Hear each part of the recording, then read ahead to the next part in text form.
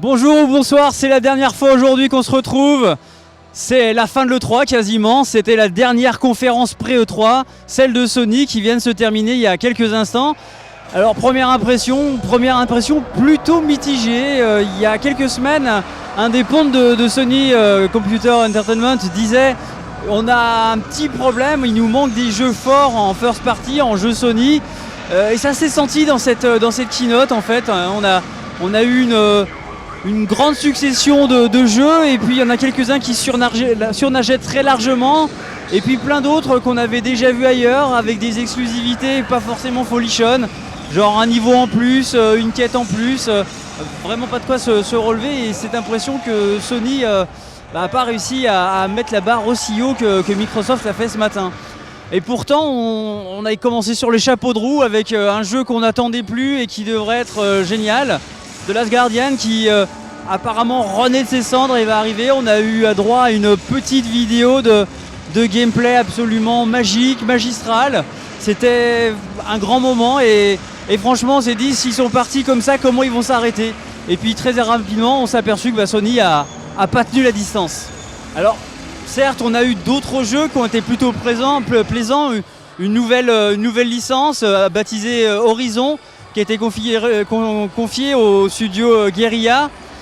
Et alors là, en l'occurrence, on se retrouve dans une espèce d'ère préhistorique ou de renouveau de l'humanité, après que l'humanité a couru à sa perte.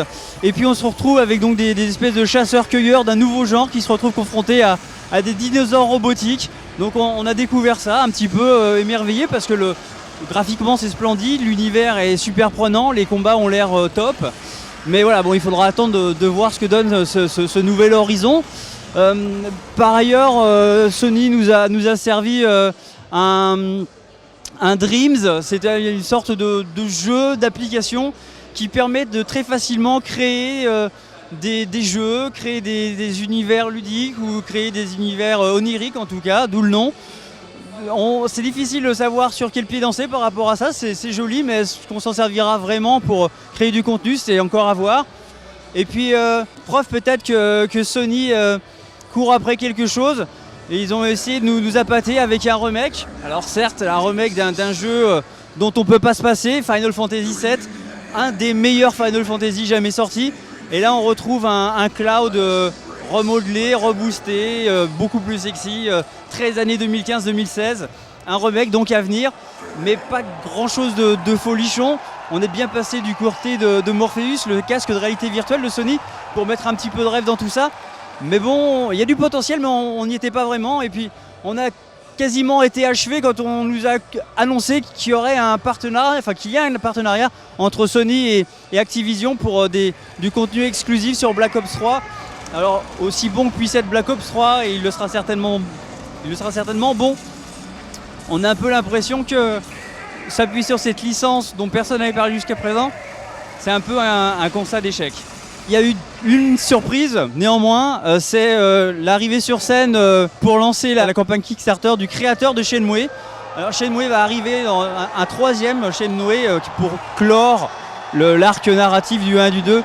Va être kickstarté, la campagne vient d'être lancée et Sony, plutôt que de sortir sa planche à billets, a préféré apparemment mettre un petit peu d'espace médiatique à disposition de ce projet qui a fait réagir assez, avec beaucoup d'engouement en tout cas dans la salle.